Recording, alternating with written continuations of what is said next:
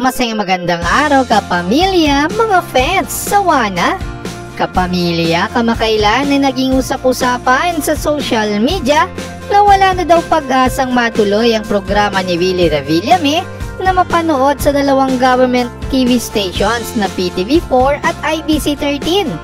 Ayon sa balita, madami daw kasing kahilingan ni Willie Revillame na malabong maibigay sa kanya ng nasabing government-owned TV stations, gaya ng paggawa ng dressing room sa programa ni Willie Revillame. Kapamilya, matatandaan natin na noong September ay may inilabas na larawan ng social media page ng Wawawin na kung saan ay kasama ni Willie Revillame sa larawan ang mga TV executives ng dalawang government-owned TV stations na tila ba'y nagpapaiwatig ang muling pagbabalik sa telebisyon ng programa ni Willie Revillame.